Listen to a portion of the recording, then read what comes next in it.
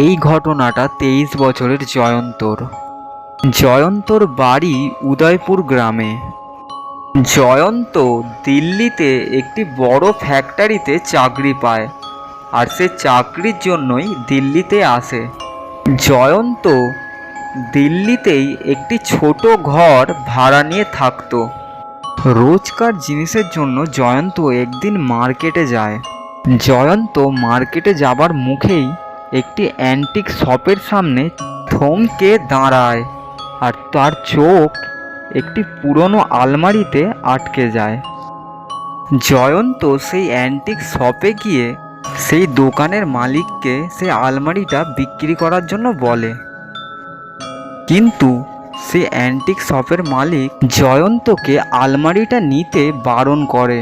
জয়ন্ত যখন কারণ জিজ্ঞাসা করে, তখন সেই অ্যান্টিক শপের মালিক তাকে কিছুই বলে না। জয়ন্ত তখন অনেক রিকোয়েস্ট করার পর সেই অ্যান্টিক শপের মালিক রাজি হয় তাকে সেই আলমারিটা বেচার জন্য। জয়ন্ত সেই আলমারিটা কিনে খুব খুশি হয়, কিন্তু জয়ন্ত তখন জানতো না সে কত বড় ভুল করছে। সেদিন রাত প্রায় 2টো বাজে। জয়ন্তর হঠাৎ করে ঘুমটা ভেঙে যায়। সে ঘুম থেকে উঠে শোনে কোথা থেকে একটি মেয়ের কান্নার আওয়াজ ভেসে আসছে। জয়ন্ত তখন ভাবল বাইরে থেকে হয়তো কারো কান্নার আওয়াজ ভেসে আসছে। সে তাই ভেবে ঘরের গেটটা খুলে বাইরে যায়। বাইরে গিয়ে দেখে দূর দূর অবধি কেউ নেই। তাই সে বাধ্য হয়ে ঘরে এসে শুয়ে পড়ে। কিছুক্ষণ শুয়ে থাকার পর সেই কান্নার আওয়াজ আবার তার কানে আসে।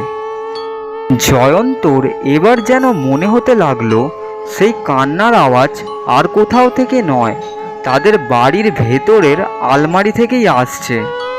তাই সে গিয়ে আলমারিটা খুলল, আর আলমারিটা খুলে সে যা দেখল তাতে তার সমস্ত শরীরের রক্ত জল হয়ে যেতে লাগলো। জয়ন্ত দেখল একটি আস্ত নরকঙ্কাল সেই আলমারির ভেতরে বসে আছে।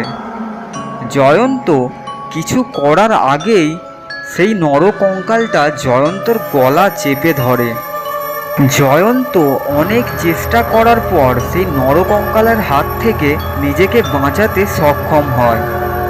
জয়ন্ত তখন সেই আলমারিটা বন্ধ করে দেয়, আর তার পরের দিন সেই অ্যান্টিক শপের দোকানে যায়। জয়ন্ত তখন সেই অ্যান্টিক শপের মালিককে সব ঘটনার কথা বলে।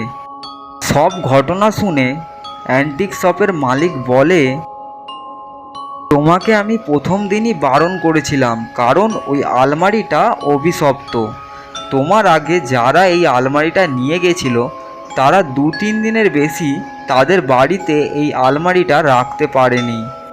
অনেক দিন আগে এই আলমারিটা একটি পুরনো বাড়ি থেকে পাওয়া যায়। শোনা যায় একটি রবি নামের ছেলে তার স্ত্রীর সাথে ঝগড়া করে তাকে মেরে এই আলমারির ভেতরেই রেখে দিয়েছিল।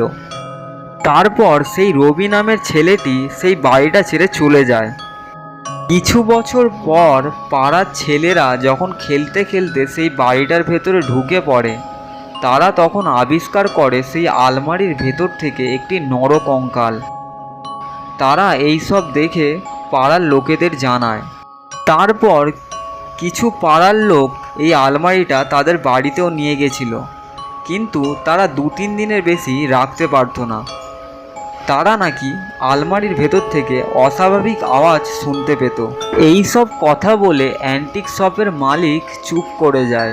জয়ন্ত তখন বাড়িতে এসে আলমারিটা যেখান থেকে নিয়ে এসেছিল সেখানেই ফেরত পাঠিয়ে দেয়। গল্পটা ভালো লেগে থাকলে অবশ্যই চ্যানেলটিকে লাইক অ্যান্ড সাবস্ক্রাইব করুন।